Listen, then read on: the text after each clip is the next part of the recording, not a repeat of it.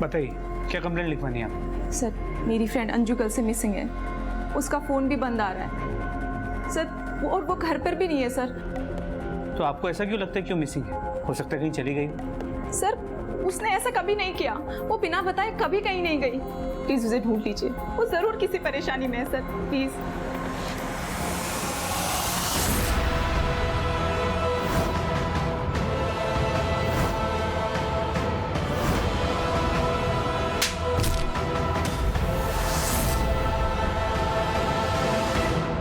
अरे यार, क्या फर्क पड़ता है, बॉस नया हो या पुराना, होते तो खड़ूस ही है ना।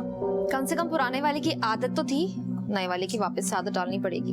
ओ बाय द वे, शर्मा कह रहा था बहुत डिमांडिंग है ये। वो तो मैं हूँ, अगर नहीं होगा तो ऑफिस आवर्स में ऐसे ही गॉसिप चलती रहेंगी। So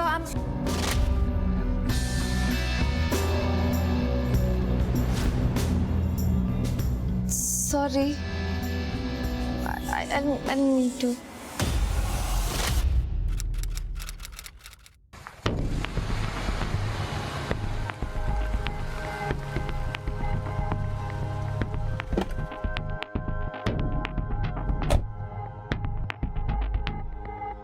सर, दरवाजा तोड़ दीजिए, मैं आपको परमिशन दे रही हूँ। आपको खुद पता चल जाएगा वो रात को घर आई थी या नहीं। आप इतनी परेशान क्यों?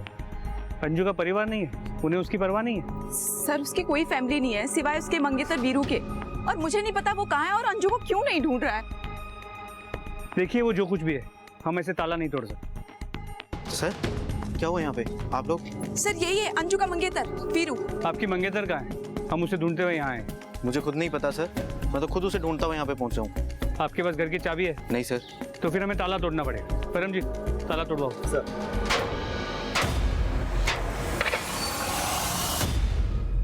परम जी। जी सर। घर चेक करो। आखिरी बार कब बात हुई थी अंजू से? कल दिन में अंजू के ढाबे पर ही उससे मिला था मैं। उसके बाद बात ही नहीं हुई? सर, अब कॉलेज में थोड़ी ना पढ़ते हैं कि हर टाइम फ़ोन पर लगे रहें। और 2 दिन में शादी है हमारी सर। उसकी शॉपिंग के लिए हम शाम को मिलने वाले थे। मैंने जब फ़ोन ट्राई किया तो उसका फ़ोन नहीं मिला सर, बंद था।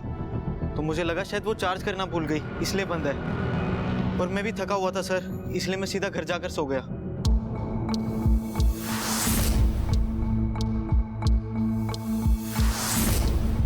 सर, लग तो नहीं रहा अंजलि घर वापस आई थी रात में। सब कुछ एकदम नीट एंड क्लीन है सर। सिंह, 2 दिन में इस लड़की की शादी होने वाली थी, कुछ दिन में मां भी बनने वाली थी, ढाबा चला रही थी सो अलग।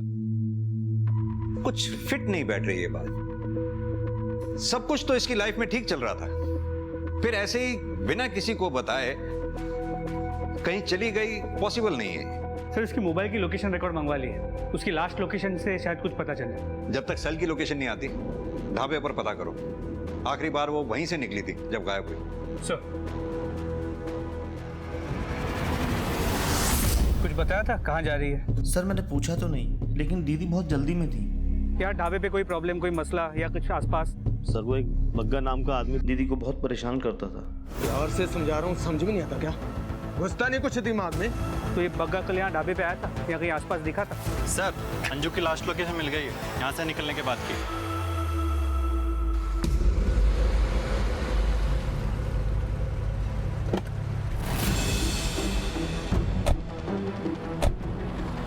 आसपास चेक करो,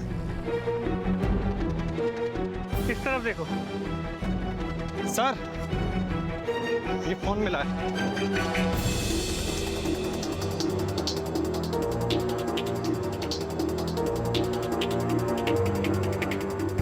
सर, ये अंजू का केस काफी कॉम्प्लिकेटेड हो गया है। हाईवे के बाद झाड़ियों में उसका फोन मिला है, टूटा हुआ है सर। ठीक है सर, हम आसपास पूछताछ करते हैं।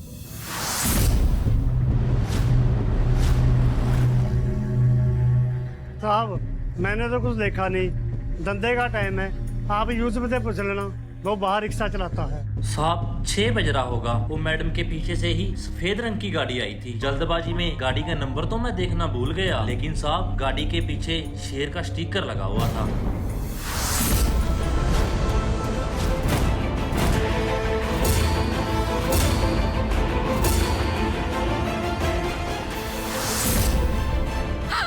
प्लीज मुझे छोड़ दो, प्लीज, वो डॉक्टर के पास ले चलो, बहुत दर्द हो रहा है। सिंह, अगर ये रैंडम किडनैपिंग होती तो अब तक फिरौती के लिए कॉल आ गई होती। मसला कुछ और ही है। उस ऑटो वाले यूसुफ ने जिस तरह का डिस्क्रिप्शन दिया था, उस गाड़ी के बारे में कुछ पता चला? Any CCTV footage? सर वो एरिया काफी आउटर में, वहाँ कोई सीसीटीवी कैमरा नहीं मिला। सबसे करीब का सीसीटीवी कैमरा 3 किलोमीटर दूर हाईवे पे। सर, अंजू का मंगेतर वीरू आ गया है। सर, अंजू के पति की डेथ हो चुकी है सर, एक एक्सीडेंट में 8 महीने पहले, और बच्चा भी अंजू के पहले पति से ही है। फिर भी अंजू से शादी करने जा रहे थे? सर, प्यार दिमाग से नहीं दिल से किया जाता है। जब मैं पहली बार अंजू से मिला उसके ढाबे पर और मैंने अपने दिल की बात उससे कही, तो सर उसने सबसे पहले अपने पति के बारे में ही मुझे बताया था, और उस दिन से ही अंजू का बच्चा मेरा बच्चा हो गया सर। सर वीरू वो बच्चा नहीं चाहता था, और उसकी माँ तो अंजू को कभी पसंद भी नहीं करती थी। अंजू बहुत प्रेशर में थी, एक तरफ उन दोनों का प्रेशर और दूसरी तरफ वो गुंडे जो उसके ढाबे के पीछे पड़े हुए थे। कौन गुंडे? वो बग्गा? सर नाम तो नहीं बताया उसने कभी मुझे, लेकिन उसके ढाबे की वजह से आसपास के सारे ढाबे वालों का नुकसान हो रहा था। सर अंजू एक औरत है और आसपास के सारे ढाबे वाले उसके साथ जबरदस्ती करके उसका ढाबा बंद कराना चाह रहे थे, और शायद उसे धमकियां भी आ रही थी। अंजू ने आपको तो उन धमकी भरे मैसेजेस के बारे में जरूर बताया होगा। किसके आते थे? 1-2 बार पूछा था मैंने उससे सर, लेकिन कभी ज्यादा जोर नहीं डाला। अंजू क्या हुआ, कोई टेंशन है? नहीं, कुछ भी नहीं। मुझे लगा वो टाइम आने पर मुझे खुद बता देगी, लेकिन मुझे क्या पता था कि वो टाइम कभी आएगा ही नहीं। प्रीति जी, कहीं आप हमें कहानी तो नहीं सुना रही हैं कोई? आपको अंजू के बारे में सब बातें पता है, उसके घर के बारे में, पति के बारे में, उसको धमकी भरे मैसेजेस आते थे वो भी आपको पता है, लेकिन सब आधी अधूरी। कि हमें धुआं भी दिखाई दे और आग के बारे में पता भी ना चले। सर ऐसा कुछ नहीं है, मुझे बस उसकी चिंता हो रही है।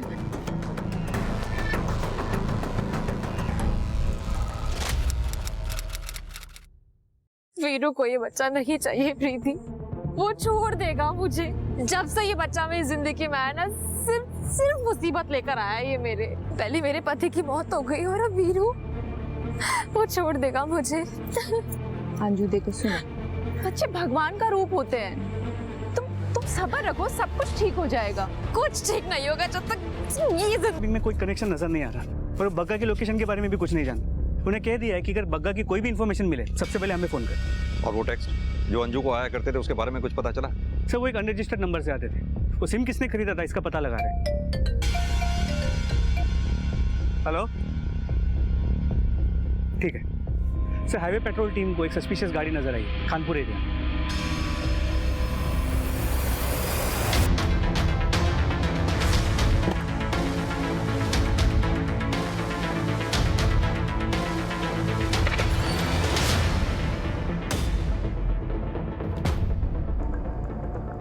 ले चलो इन्हें बाहर, चल चल चल, चलो बाहर। क्या लगा रखा है पे, क्या लगा रखा है पे, क्या चल रहा है पे? हाँ, गाड़ी किसकी है? गाड़ी किसकी है? लड़की का है? लड़की का है? लड़की का है? पता नहीं साहब, सबके सब नशे में। गाड़ी की इंफॉर्मेशन निकालो। सर वो कार पड़ोस में रहने वाले एक आदमी की है, पिछले 1 महीने से गैराज में थी। आज वो कार ले आया और प्लॉट में खड़ी कर दी, क्योंकि उसके पास कार खड़ी करने के लिए जगह नहीं है। और वो नशेड़ी लोग? सर वो तो किसी काम के नहीं, उस प्लॉट को अड्डा बना रखा, पूरा दिन वहाँ पे नशा करते। सर, बग्गा का पता चल गया। देख भाई बग्गा, बकवास सुनने का जरा भी टाइम नहीं है मेरे पास। मैंने कुछ नहीं किया, इस केस से मेरा कोई लेना देना नहीं है। सीधी तरह से ये बता कि कल हाईवे पर क्या कर रहा था ढाबे के पास? साहब, मैं तो हमेशा हाईवे के आसपास ही रहता हूँ वसूली करने के लिए, और उस अंजू के गायब होने से मेरा कोई लेना देना नहीं है। बोला था ना मैंने, नो बकवास। अगर तूने कुछ नहीं किया था तो फिर अपना फोन बंद करके कहाँ गायब था? दारू पी के सो गया था साहब, और फोन चार्ज नहीं था, इसलिए बंद हो गया होगा। अंजू को धमकी बड़े मैसेजेस देता था। कहाँ है अंजू? क्या किया है उसके साथ? जिंदा भी है या मार दिया? साहब, जिन ढाबे वालों को उससे दिक्कत थी और जिन्होंने मुझे काम दिया था उसका ढाबा बंद करवाने के लिए, वो लोगों को तो पकड़ोगे नहीं आप लोग। और ये 20-25 हजार के लिए मर्डर नहीं करेगा बग्गा। इज्जत के लिए तो करेगा, फलूदा बना दिया था तेरी इज्जत का अंजू ने भरे बाजार में तेरी धमकियां ना मान करके। औरत ने तेरी औकात याद दिला दी थी तुझे। साहब मैं सच बता रहा हूँ। मारना मत साहब। साहब सच बता रहा हूँ।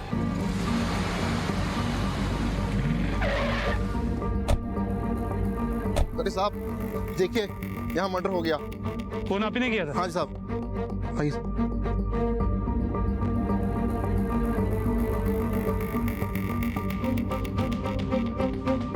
देखो ये क्या है, काटिया हुलिया से ये अंजू, अरे बच्चा भी अंजू का। बॉडी को पोस्टमार्टम के लिए भेजो और वीरो को बुलाओ आइडेंटिफिकेशन के लिए।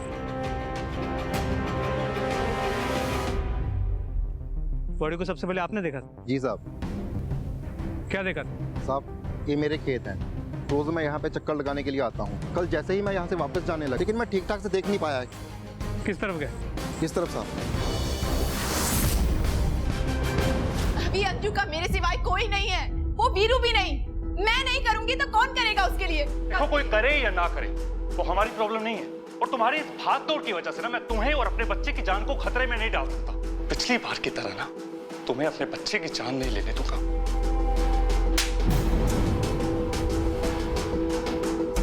अभी पेट से है वो, और नहीं होती तो?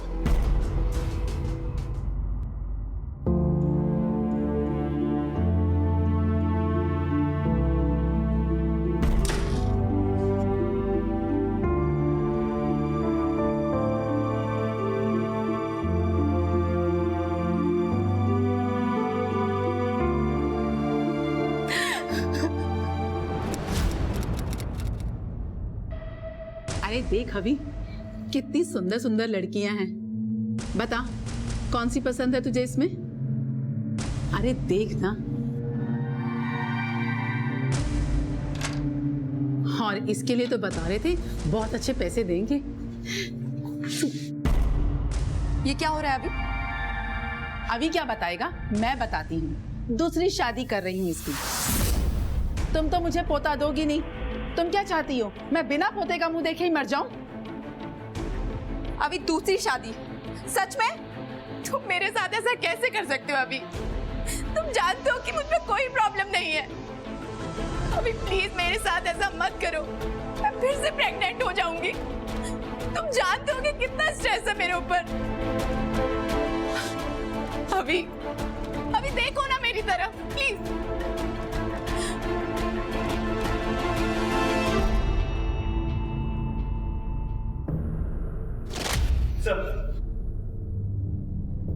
वीरू ने बॉडी को आइडेंटिफाई कर लिया है, वो बॉडी अंजू की है। और पोस्टमार्टम रिपोर्ट से पता चला है कि अंजू की मौत से ठीक पहले उसकी डिलीवरी हुई थी। और सर उसके बच्चे के पोस्टमार्टम रिपोर्ट से ये इंटरेस्टिंग बात सामने आई है। ये माजरा क्या है?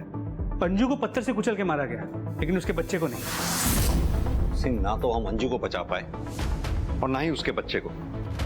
अब कम से कम उसके किलर को पकड़ लें तो अंजू को इंसाफ मिलेगा। एक काम करो, अंजू को सारे कॉन्टैक्ट्स के बैकग्राउंड में जाओ, छोटी से छोटी चीज का पता लगाओ। और ये उस अनरजिस्टर्ड नंबर की कुछ डिटेल्स आई हैं जिससे अंजू को टेक्स्ट किया जाता था। गुड़गांव की एक मोबाइल शॉप से 8 महीने पहले ये वहां से खरीदा गया था। गुड़गांव पुलिस को इन्फॉर्म करके इस दुकानदार से इस नंबर की डिटेल्स निकल लो। तब तक मैं रितु से बात करके आता। प्रीति की बहन रितु?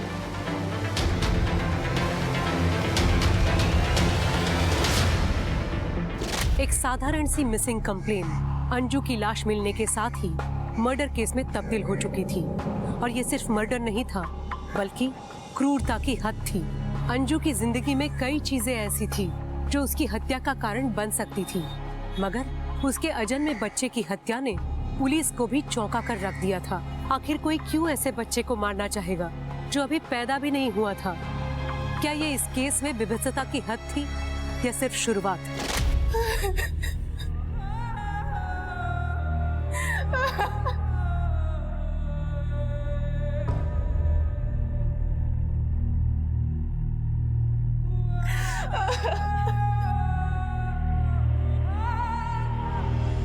मुझे कुछ टाइम अंजू के साथ अकेला चाहिए, उसके जाने से पहले।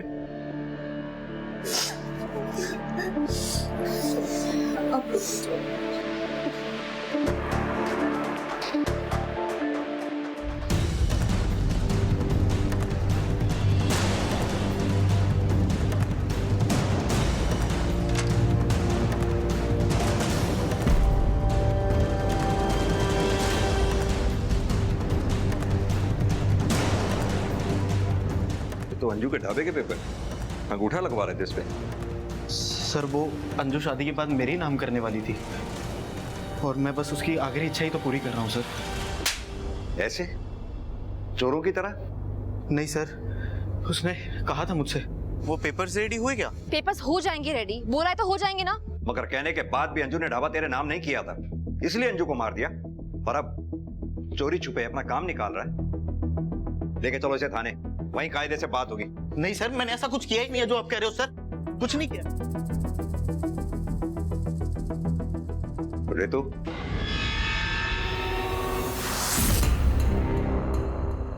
मैंने अंजू को टेक्स्ट किया था लेकिन उसने कोई रिप्लाई ही नहीं दिया। क्यों टेक्स्ट किया था? वो भी उस दिन जिस दिन अंजू के साथ ये हादसा हुआ। सर एक्चुअली मैं प्रीति से अलग अपने रेंट पे रहने का सोच रही थी ताकि मेरी वजह से उसे और उसके ससुराल वालों को भी कोई प्रॉब्लम ना हो, और अगर अंजू के ढाबे पर काम मिल जाता तो मेरा रेंट निकल जाता। ठीक है, अभी तो तुम जाओ, जरूरत पड़ी तो फिर पूछताछ करें। ठीक है सर।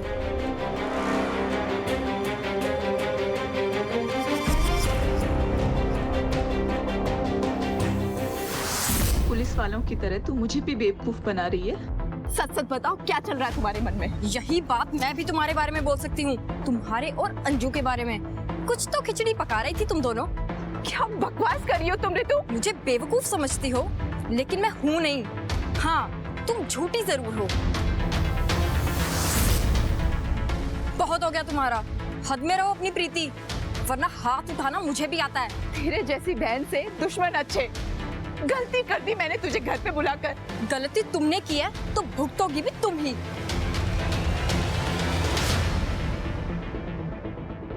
सर सर सर ये सही है कि मुझसे गलती हुई है सर ढाबे को लेकर, लेकिन मैं सच में अंजू से शादी करना चाहता था सर, और हमारी शादी से ही तो परेशानी थी सर सब लोगों को। किन लोगों को? किसने लिखा था वो नोट? सर पक्का तो नहीं कह सकता, लेकिन हाँ 4-5 लोग थे अंजू के मोहल्ले में जिन्होंने 2 महीने पहले तमाशा किया था, उनमें से कोई भी हो सकता है सर।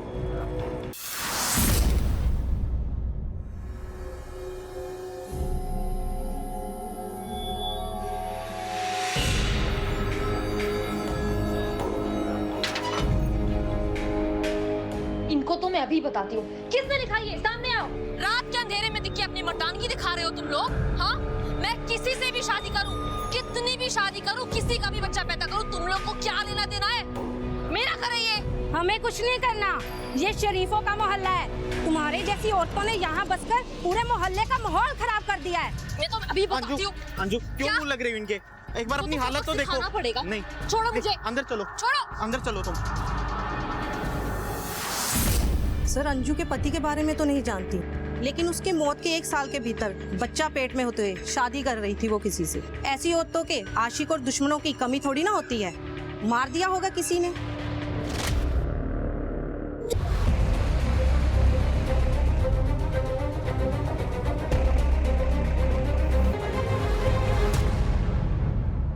बॉडी को पोस्टमार्टम के लिए भेज दो। देखो कोई मिसिंग कंप्लेंट फाइल हुई है। जी सर। अंजू की तरह। और इसकी आइडेंटिफिकेशन, इसका बच्चा?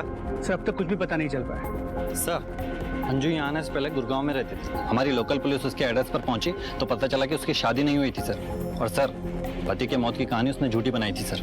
वो सिम भी तो गुड़गांव की मोबाइल शॉप से इशू हुआ था ना, जिससे अंजू को टेक्स्ट आया करते थे। जी सर, लोकल पुलिस ने दुकानदार से पूछताछ की थी सिम के बारे में। वहाँ से पता चला कि सर विशाल खरबंदा के नाम से सिम इशू कराई गई थी। विशाल खरबंदा? ये विशाल खरबंदा कौन है? तो आप थे अंजू के बॉस? जी। उसे धमकी भरे मैसेजेस क्यों भेजते थे आप? सर मैं उसे मैसेजेस जरूर भेज रहा था, बट उसे मिलने के लिए। और क्यों बुलाना चाहते थे उसे? सर वो मुझे ब्लैकमेल कर रही थी, मुझसे और पैसे चाहती थी। मैं उसे ऑलरेडी 10 लाख दे चुका था ढाबा खोलने के लिए। ऐसा क्या रीजन था अंजू के पास जो तुम्हें ब्लैकमेल कर रही थी? दूर हटो मुझसे। तुमने मुझे बताया क्यों नहीं कि तुम ऑलरेडी शादीशुदा हो? सुनो मेरी बात, तुम्हारा तलाक कल हो या आज हो, मुझे उससे कोई फर्क नहीं पड़ता। मैं तुम्हारे बच्चे की माँ बनने वाली हूँ और तुम पीछे हट रहे हो। अंजू फॉर गॉड सेक धीरे बोलो, बाहर ऑफिस। I don't care, सुनने दो सबको। You know what? अगर तुमने मेरे और मेरे बच्चे का फ्यूचर सिक्योर नहीं किया ना, इस ऑफिस में तो क्या पूरी दुनिया में बता दूंगी मैं कि ये बच्चा तुम्हारा है। अंजू, विशाल से ब्लैकमेलिंग, वीरू से झूठ बोलकर शादी। इस अंजू का भी पता नहीं किस किस से क्या झूठ बोला हो। एक काम करो सिंह, इस विशाल के लिए भाई चेक करो, पता करो मर्डर वाले दिन ये जलंधर में था या नहीं। सर विशाल का अंजू के साथ कनेक्शन था, लेकिन उस दूसरी औरत से। सिंह, फिलहाल तो किसी भी पॉसिबिलिटी को रूल आउट नहीं किया जा सकता है जब तक कि सच सामने ना आए।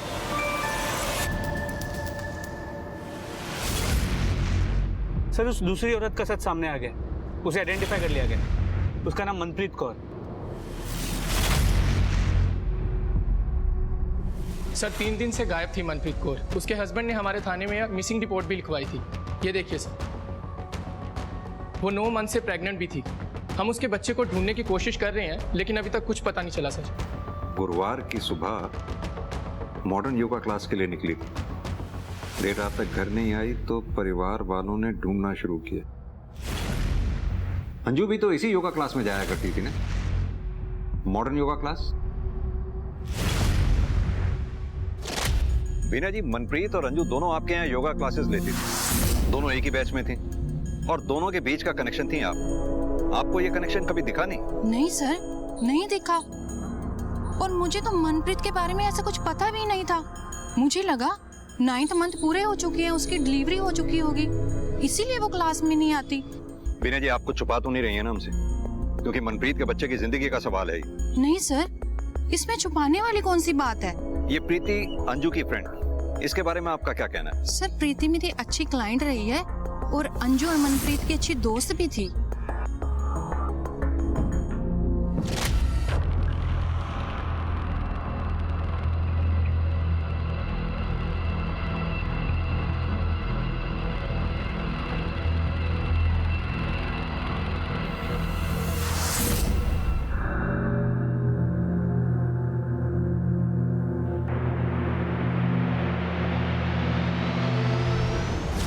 सुबह योगा क्लास के लिए गई थी, उसके बाद ना कोई खबर है ना कोई फोन मिल रहा है, पता नहीं कहाँ पे गई है सर वो। योगा क्लास? जी सर, मैंने सुबह फोन किया था उनको, उन्होंने कहा कि वो वहां नहीं आई। सर आप प्लीज उसे ढूंढिए सर, प्लीज सर, मेरे बच्चों को कुछ नहीं होना चाहिए सर, मेरे बीवी बच्चों को बचा लीजिए सर। चिंता मत करो, हम कोशिश करें। सर प्रीति को जाते हुए तो देखा था, पर वो ना थोड़ा जल्दी में थी। सर ये खूब लड़ते झगड़ते थे, इनके घर में से आवाजें आती थी। कुछ दिन पहले की बात है, प्रीति और रीतू को मैंने आपस में लड़ते हुए देखा। सर कहना तो नहीं चाहिए, पर मुझे लगता है कि रीतू और अभी के बीच में कुछ ना कुछ जरूर चल रहा है। सर ये बकवास किसने कर दिया आपको? ऐसा लग नहीं रहा तुम्हारी बॉडी लैंग्वेज देखकर कि ये सब बकवास है। अभी तुम्हारे बीवी और बच्चे की जान खतरे में है। अब तुम डिसाइड करो, तुम्हें टाइम पास करना है या सब कुछ सच सच बताना है। जी सर, रीतू और मेरा अफेयर चल रहा था, लेकिन सर इन सब के बावजूद ना मैं प्रीति से बहुत प्यार करता हूँ। ये अजीब प्यार है तुम्हारा अपनी बीवी के लिए कि उसी की बहन के साथ तुम अफेयर भी कर रहे हो। प्रीति ये सब जानती थी, इनफैक्ट उसी ने ये सब करने के लिए कहा था। मेरी खुद की बहन ने मेरा इस्तेमाल किया, मुझे अपने पति के साथ सोने के लिए बोला ताकि मैं उसे और अभी को एक बच्चा दे सकूं, और अभी उसे छोड़कर किसी और दूसरी औरत के साथ शादी ना कर ले। लेकिन सर जैसे ही प्रीति खुद प्रेग्नेंट हुई, मुझे अभी को छोड़ने के लिए कहने लगी। सर मेरे मन में अभी के लिए फीलिंग्स हैं, तो ऐसे कैसे छोड़ दूं? सही कह रही हैं आप, ऐसे कैसे छोड़ दें किसी को? गुस्सा तो आएगा ही, इसीलिए शायद प्रीति को गायब कर दिया आप। सर मैंने आपको सब कुछ सच सच बता चुका हूँ। मेरे बच्चे की माँ बनने वाली है वो। एक बच्चा ना मैं पहले खो चुका हूँ, अब दूसरा नहीं खो सकता सर। प्लीज उसे ढूंढिए सर, देखिए प्लीज उसे ढूंढिए सर। एक मिनट, बच्चा खो चुका हूँ मतलब?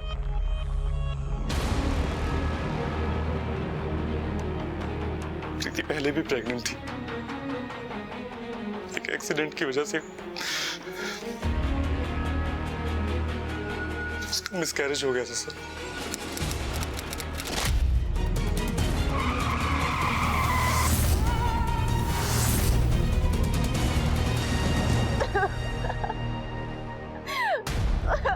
छोड़ दो मुझे।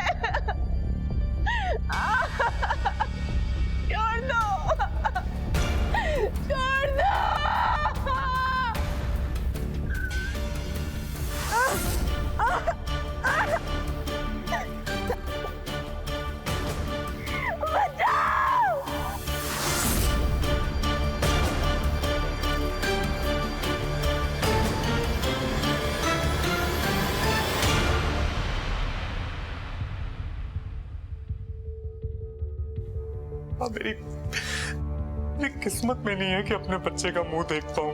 ऐसा क्यों बोल रहा है बेटा? भगवान पे भरोसा रख। मेरा बच्चा जिंदा भी हो गया। अभी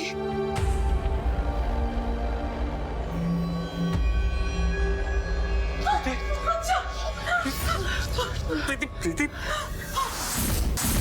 देखिए सर, मेरी बीवी और मेरे बच्चे दोनों ठीक है। बाकी आपको जो पता लगाना है आप लगाइए, वो आपका काम है। अपना ही काम कर रहे हैं हम। प्रीति से बात करनी है हमें। तो आप डॉक्टर से बात कीजिए सर, वहाँ अंदर प्रीति का चेकअप चल रहा है। डॉक्टर सब ठीक तो है ना? हाँ, बस थोड़ा क्वेश्चन लेने की ज़रूरत है। माँ और बच्चा दोनों को डिहाइड्रेशन हुआ है। हम प्रीति से बात कर सकते हैं? I don't know sir, emotional trauma से अभी वो गुजर रही है। अपने बच्चे तक को वो हाथ नहीं लगाने दे रही। मुझे नहीं लगता वो आपकी मदद कर पाएगी। लेकिन हमारा प्रीति से बात करना ज़्यादा ज़रूरी है। कोई है जो प्रेग्नेंट लेडीज़ को अपना निशाना बना रहा है, और सिर्फ प्रीति ही है जो हमें उस तक पहुंचा सकती है। प्रीति, सर पूछिए जो पूछना है, मैं सब बताऊंगी। सर उसने मास्क और ग्लव्स दोनों पहना हुआ था। मैंने तो उसकी आवाज भी नहीं सुनी। लेकिन प्रीति, तुम तो वहां से भाग के आई हो ना। रास्ता तो तुम्हें ध्यान होगा जहां तुम्हें रखा गया था।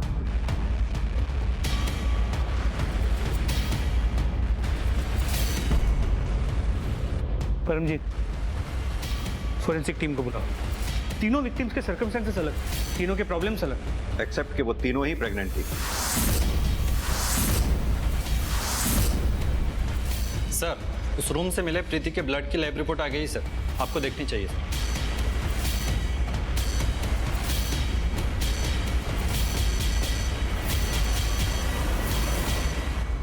प्रीति से मिलना पड़ेगा। मैंने कुछ नहीं किया सर। बहुत सुन लिया हमने। ये इसमें तुम्हारी ब्लड रिपोर्ट है जो हमें तुम्हारे डिलीवरी वाले रूम से मिली। साफ साफ लिखा है इसमें तुम्हारे ब्लड में प्लेसेंटा है ही नहीं, जो एक प्रेग्नेंट लेडी के ब्लड में होना जरूरी है। मतलब ये कि आपकी बहू कभी प्रेग्नेंट थी ही नहीं। इसकी प्रेगनेंसी से लेकर डिलीवरी तक आपसे झूठ बोला इसने। इसीलिए तुमने डॉक्टर को अपने बच्चे को छूने तक नहीं दिया था। अपने बच्चे तक को वो हाथ नहीं लगाने दे रही। डॉक्टर इस बच्चे को देख लेती है, छू लेती तो उसे पता चल जाता कि ये बच्चा 6 से 7 दिन पहले हुआ था। और किडनैपिंग का नाटक तो तुमने 2 दिन पहले किया था। यानी कि ये बच्चा तुम्हारा है ही नहीं। नहीं, ये बच्चा मेरा है। ठीक है, तो हम इस बच्चे का डीएनए टेस्ट करवा लेते हैं, उसके बाद साफ हो जाएगा। और इस बच्चे को तुम एक पल भी अपने पास नहीं रख पाओगे। नहीं, नहीं, मैंने तो ये बच्चा, अगर मैंने ये बच्चा खो दिया तो ये लोग मेरा जीना हराम कर देंगे। मैंने सिर्फ और सिर्फ अपनी शादी बचाने के लिए ये सब किया। पहले बच्चे को खोने के बाद इन लोगों ने मेरा जीना मुश्किल कर दिया था। या तो ये दोनों बहनें यहाँ रहेंगी या दोनों ही जाएंगी। और अभी तो दूसरी शादी करना चाहते थे। जीतू को मैं अपनी शादी बचाने के लिए लेकर आई थी, लेकिन ये तो मेरी शादी खराब करने में तुली हुई थी। सच सच बताओ, क्या चल रहा है तुम्हारे मन में? यही बात मैं भी तुम्हारे बारे में बोल सकती हूँ, तुम्हारे और अंजू के बारे में। मुझे कुछ समझ नहीं आ रहा था कि मैं क्या करूँ, इसीलिए मैंने प्रेगनेंसी का नाटक किया। मतलब किसी और का बच्चा तू मेरे गले बांधने वाली थी, और इतने टाइम से हम सबको बेवकूफ। अबे ज्यादा मर्दानी की दिखाने की जरूरत नहीं, वहीं खड़े हो जाओ। आप मेरे बेटे को बोल रहे हैं, जबकि सारा प्रपंच इस औरत का रचा हुआ है। प्रपंच इसका नहीं, इस प्रपंच में आप और आपका बेटा दोनों बराबर के हिस्सेदार हैं। अगर आप लोगों ने प्रीति के ऊपर बच्चा पैदा करने के लिए प्रेशर नहीं डाला होता तो आज ये सब होता ही नहीं। पता नहीं आप जैसे लोग कब एक औरत को बच्चा पैदा करने की मशीन की बजाय एक इंसान समझेंगे। प्रीति, क्या अपनी फेक प्रेगनेंसी को साबित करने के लिए ही तुमने अंजू को मारा? नहीं नहीं, मैंने अंजू को नहीं मारा, उल्टा वो तो मेरी मदद करना चाहती थी सर। वीरू को तो ये बच्चा वैसे भी नहीं चाहिए प्रीति, तो डिलीवरी होते ही मैं ये बच्चा तुम्हें दे दूंगी। मैं अभी मायके जाने की सोच रही हूँ, पर रितु है कि जाने को तैयार ही नहीं है। अब तुम बताओ, अगर मैं मायके नहीं गई तो ये बच्चा कहाँ बदलेंगे हम लोग? कहीं रितु को कुछ शक तो नहीं हो गया है? और डाउट की तो कोई वजह ही नहीं है, बस अब सब कुछ ठीक हो जाए जल्दी से। अंजू के गायब हो जाने के बाद मेरी मुसीबतें बढ़ गई थी। मैं क्यों मारूंगी उसे सर? हो सकता है अंजू की ममता जाग गई हो, तुमने अंजू के साथ जबरदस्ती की होगी, अंजू का बच्चा मरा हुआ पैदा हुआ जो तुम्हारे किसी काम का नहीं था।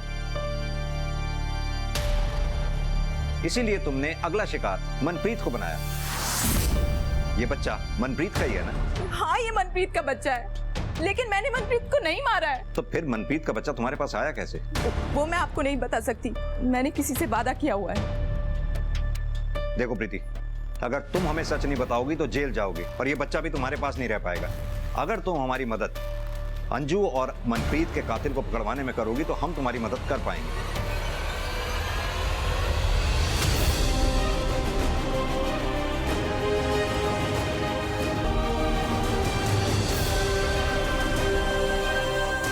कौन हो तुम?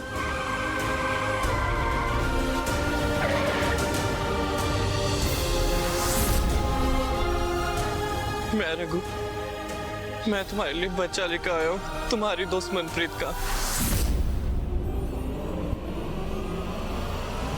चलो बताओ, तुमने ये सब क्यों और कैसे किया? स्पीड से कार चलाने की वजह से मुझसे प्रीति का एक्सीडेंट हो गया और मेरी वजह से उसका बच्चा भी छीन लिया। ये तूने अंजू को उठाया। जब अंजू का बच्चा मरा हुआ पैदा निकला तो तेरे किसी काम का नहीं था, इसीलिए तूने मनप्रीत को अपना शिकार। अंजू की तरह मनप्रीत को भी नहीं उसका बच्चा चाहिए था, बस मैंने वो ही किया जो दोनों चाहती थी। प्रीति का एक्सीडेंट भी तूने किया, बच्चा भी तूने ही लाके दिया। माजरा क्या है ये? मुझे उसका दुख देखा नहीं जा रहा था। उसकी सास, उसका पति, उन्होंने उसकी जिंदगी नरक बना दी थी। तब से मैं उस पर नजर रखने लग गया। लेकिन तू होता कौन है? भगवान है क्या? भगवान तो नहीं, गलतियां तो सुधार सकता था ना। कौन सी गलतियां? वही कि प्रीति मां बनने के लिए मरी जा रही थी और अंजू और मनप्रीत को बच्चा ही नहीं चाहिए था। ये गलती नहीं तो और क्या है? इसे लगता है इसने भगवान की गलती सुधार के बहुत अच्छा काम किया है। सच तो इसे पता ही नहीं है। कैसा सच? सच्चाई ये है कि अंजू अपना बच्चा प्रीति को देने वाली थी, वो भी सबसे छुप कर, ताकि प्रीति को टॉर्चर ना सहना पड़े।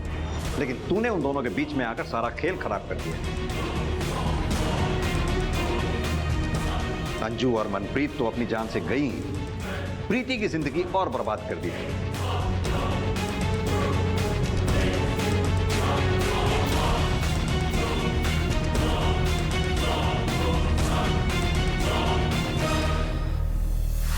रघु के एक तरफा प्यार ने कई जिंदगियों को समय खत्म जरूर कर दिया था, मगर इस केस की पृष्ठभूमि हमारे समाज ने ही तैयार की थी। ऐसा समाज जो औरतों से सिर्फ परफेक्शन की उम्मीद करता है, मगर मां ना बन पाने का जो अपराध बोध एक औरत के अंदर पैदा किया जाता है, जो कि उसे तोड़ कर रख देता है। इस केस की जड़ में भी प्रीति का वही अपराध बोध था। इस केस में अंजू और उसका बच्चा बच सकता था। मनप्रीत एक ऐसी मौत नहीं मरती जो उसे मिलनी ही नहीं चाहिए थी। प्रीति को वो सब कुछ मिल सकता था जिसके लिए उसने इतने सारे झूठ बोले थे, और ये सब होने के लिए बस इतना ही काफी था अगर औरत को समाज द्वारा देवी नहीं बल्कि सिर्फ एक इंसान समझा गया होता। इसी के साथ मैं सोनाली कुलकर्णी आपसे विदा लेती हूँ। फिर होगी आपसे मुलाकात एक ऐसे ही चौंका देने वाले केस के साथ क्राइम पेट्रोल सतर्क में। तब तक अपना और अपने परिवार का ख्याल रखिए। आप जानते हैं हम सब एक मुश्किल दौर से गुजर रहे हैं। कृपया मास्क पहने, सैनिटाइजर का इस्तेमाल करें और उचित दूरी बनाए रखें। देखते रहिए क्राइम पेट्रोल सतर्क। जय